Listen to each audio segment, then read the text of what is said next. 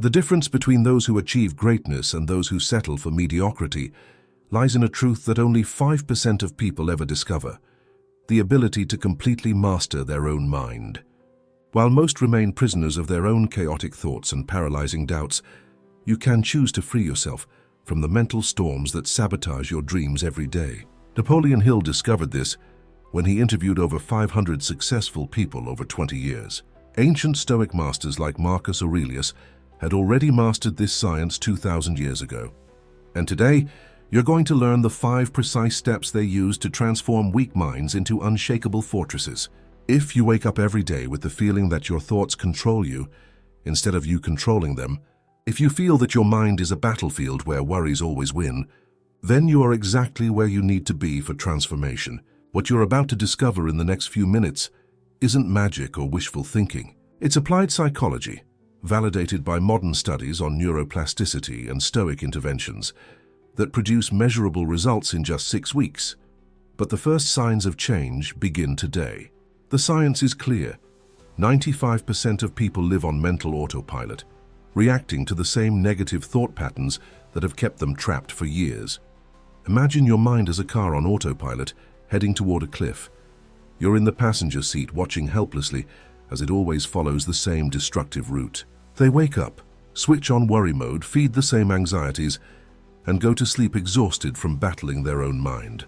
But there's a minority, just 5%, who discovered how to completely reprogram their mental software and break free from this destructive cycle. They took back the steering wheel. They don't have different minds than yours. They simply apply the 5 principles that Napoleon Hill codified after studying Andrew Carnegie, Henry Ford, Thomas Edison, and dozens of other industrial giants. The first principle that separates mind masters from the mastered is this: action generates discipline, discipline generates control, control generates results. Most people wait to feel motivated before they act. Fatal mistake. Marcus Aurelius wrote his meditations not when he felt inspired, but especially when he didn't feel like it, because he understood a fundamental psychological truth. Motivation comes from movement, not the other way around.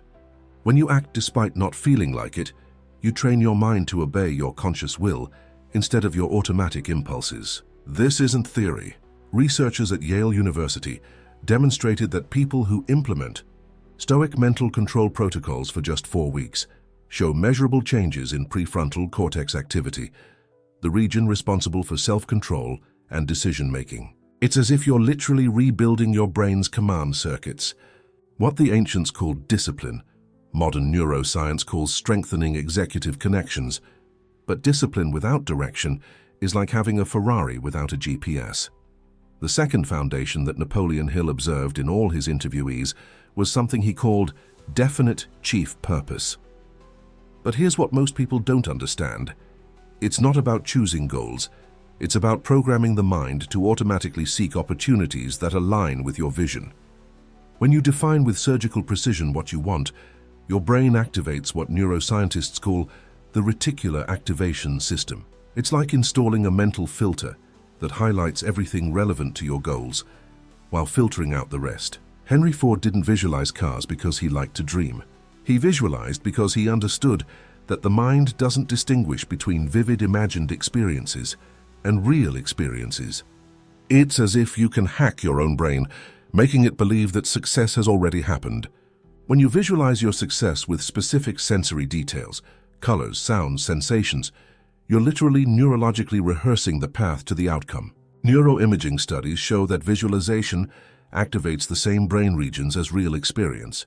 Napoleon Hill discovered that true mind masters combine visualization with what he called applied faith. Not faith in the religious sense, but absolute conviction based on consistent action. When Thomas Edison visualized his inventions, he immediately went to the laboratory. Visualization was the map, action was the vehicle. Now that you understand how to program your mind for success, you need to strengthen your ability to maintain it in the face of obstacles. The third pillar of mental mastery that Hill identified is something that goes against everything modern culture preaches: the deliberate pursuit of difficulty. The great industrialists, inventors, and visionaries who transformed our world didn't choose the easy path. Instead, they embraced obstacles as opportunities for mental strengthening. Marcus Aurelius wrote, "The impediment to action advances action. What stands in the way becomes the way." This isn't masochism. It's behavioral science. Think of willpower as a muscle that needs to be exercised. When you deliberately choose to do what's difficult, wake up earlier, face uncomfortable conversations, persist when everything in you wants to quit, you're training what researchers call the willpower muscle. Every time you act against your comfort impulses, you strengthen your ability to control your automatic reactions. It's literally like doing mental push-ups. Research from Stanford University shows that people who regularly expose themselves to controlled discomforts, like cold baths, intermittent fasting, or strenuous exercise, develop greater stress resistance and better emotional control in real pressure situations. What the Stoics practiced intuitively, science now confirms voluntary discomfort builds involuntary mental fortitude. However, all this mental strength can be sabotaged if you don't protect your mind from destructive external influences. The great masters understood the importance of a controlled mental environment. They didn't allow any external influence to contaminate their focus. Andrew Carnegie had an inflexible rule: no negative conversation in his presence after 6 p.m. Henry Ford systematically eliminated people and information that didn't contribute to his vision. Today, this is more critical than ever. We're bombarded with 34 gigabytes of information per day. Imagine trying to drink from a fire hydrant. Your brain wasn't designed to process this volume of data. This leads to decision fatigue, a state where your capacity for conscious choices becomes compromised by cognitive overload. It's as if your mind were a computer with 1,000 programs running simultaneously. Eventually, everything crashes. But here's what most people don't realize about mental protection, something that will completely change how you see your own capacity for focus. Modern mind masters apply Carnegie's principle systematically. They create rigid boundaries around their attention. This means ruthlessly curating what enters their minds through social media, news, conversations, even the thoughts they choose to nurture. They understand that mental protection isn't paranoia.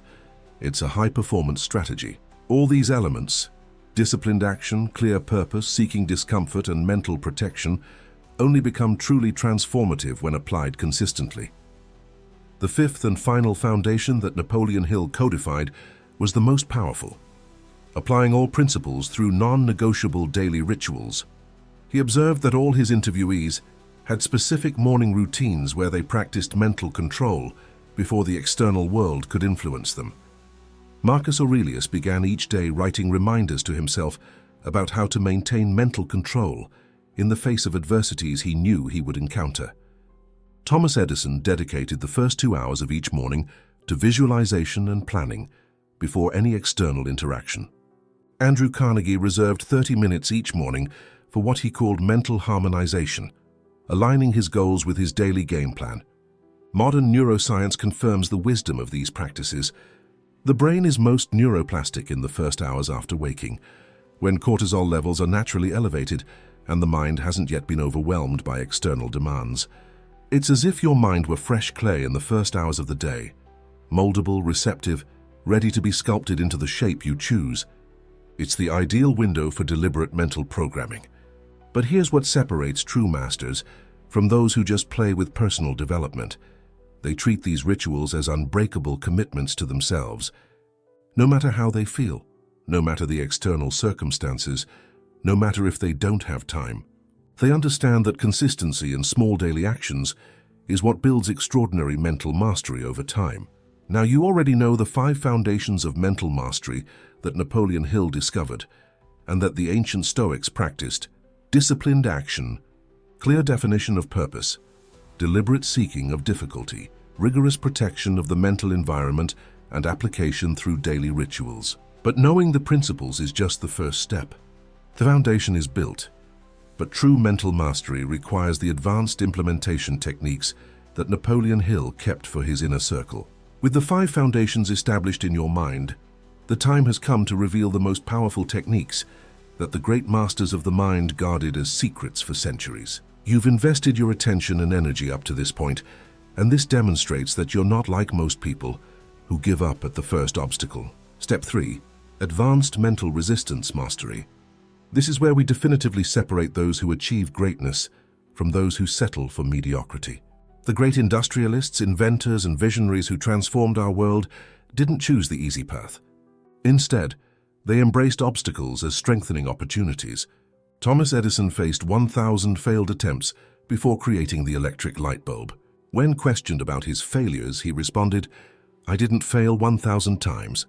I discovered 1,000 ways that don't work." Henry Ford was ridiculed for his revolutionary ideas.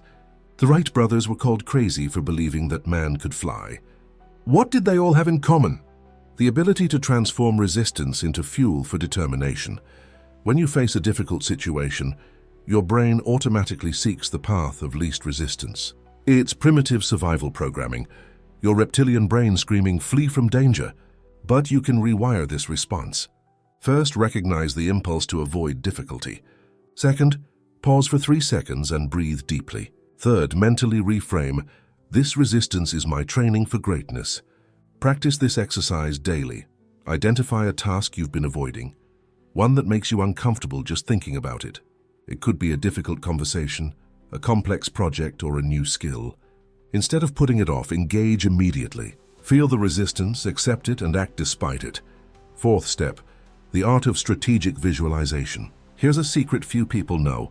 Visualizing isn't daydreaming. It's training your subconscious mind to recognize and create the opportunities that will lead to real success. Visualize success as a specific destination, with precise details. Not just "I want to be successful," but rather, "I see myself delivering a confident presentation to 50 people, feeling the energy of the engaged audience, receiving warm applause at the end." The more specific the details, the more powerful the mental programming. But here's the crucial element most people miss. After visualizing, you must immediately connect it to physical action. Success isn't just about dreaming. It's about making concrete decisions. After determining exactly what you want, you must take immediate action. Napoleon Hill discovered, through his research with over 500 millionaires, that they all had one characteristic in common: the ability to transform thoughts into specific actions in less than 24 hours. Think of it this way. Dreamers collect ideas like someone collecting baseball cards, many, beautiful, but stored away in a drawer. Achievers take an idea and immediately ask, "What can I do today to make this real?" This is the difference between dreamers and achievers. Fifth step, the power of unshakable confidence. This is the last and most transformative of the secrets. Genuine self-confidence doesn't come from empty affirmations or superficial positive thinking. It comes from accumulated evidence that you are capable of doing difficult things. Every time you face a difficulty and don't back down, you add a layer of real confidence to your character. It's like building a muscle. Each repetition strengthens the structure. Every courageous decision is a small victory that proves to your subconscious, "Hey, I can do difficult things." Your subconscious keeps a hidden scorecard of all the times you've kept promises to yourself. Every courageous decision adds points in your favor. Start small but be consistent. Set daily goals that require discipline. Exercise even when you don't feel like it. Read for 30 minutes when you'd rather binge watch Netflix. Make that difficult call you've been putting off. Each small victory contributes to a growing sense of personal competence. Accept failure as a cornerstone of success. Every great achiever has a collection of failures that served as stepping stones to their triumphs. Edison said, "I didn't fail 1,000 times. I discovered 1,000 ways that don't work." This mindset transforms setbacks into valuable information. Eliminate negative influences from your life. Protect your energy, protect your mind. Pessimistic people, toxic conversations, content that feeds doubt, all of this contaminates your mental environment. You can't control all circumstances, but you can absolutely control what you allow into your mental space. Cultivate genuine gratitude daily. Not forced or artificial gratitude, but real recognition of the growth opportunities each day offers. Generate positive energy through constructive actions. When you contribute positively to other people's lives, you create a cycle of abundance that returns multiplied. The definitive key to attraction is giving first. When you offer genuine value, knowledge, support, encouragement, before expecting anything in return, you position yourself as a source of abundance. The universe responds to the energy you emit. If you emit scarcity, you receive scarcity. If you emit abundance, you attract abundance. And now we come to the moment that will definitively separate your life into two parts, before and after this transformation. You've traveled a transformative path today. You've discovered the same 5 fundamentals of mental mastery that Napoleon Hill codified after studying over 500 successful people, the same principles that ancient Stoic masters practiced 2,000 years ago. First, action that generates discipline and control. Second, precise definition of purpose that programs your mind for success. Third, deliberate pursuit of difficulty that strengthens your willpower. Fourth, rigorous protection of your mental environment. And fifth, application through non-negotiable daily rituals. These aren't just concepts, they're practical tools validated by modern neuroscience and the experience of giants like Marcus Aurelius, Thomas Edison, and Andrew Carnegie. The difference between those who achieve their goals and those who remain dreaming lies in a simple decision. Start today, exactly where you are. Science is clear. Your mind is most neuroplastic in the first hours after waking. That's when you can literally re-sculpt your brain's command circuits. Therefore, start tomorrow with just 5 minutes of deliberate mental practice. Choose one of the techniques that resonated most with you today. Imagine yourself just 6 weeks from now. The exact time frame that neuroplasticity research shows is needed for measurable changes in your prefrontal cortex. You've consistently applied these 5 fundamentals. You've faced difficulties without backing down. You've visualized with clarity and acted with purpose. You've built confidence through concrete evidence of your own capability. This transformation isn't fantasy. It's applied neuroscience. It's the same process that allowed Henry Ford to envision the automobile before creating it. That led Thomas Edison to persist through 1,000 failed attempts. That enabled Marcus Aurelius to maintain mental control while governing an empire. The only thing that separates you from the most powerful version of yourself is the first action you'll take today. It could be choosing a task you've been avoiding and tackling it in the next 30 minutes. It could be defining with surgical precision a specific goal you want to achieve. It could be establishing a 5-minute morning ritual to train your mental discipline. Greatness is not a destination, it's a series of daily choices that begin now. Marcus Aurelius knew this when he wrote his Meditations. Napoleon Hill discovered this while studying Andrew Carnegie. And you've just received the same tools they used to master their own minds. Your transformation begins with the next decision you make. Make it a decision worthy of the extraordinary person you are becoming.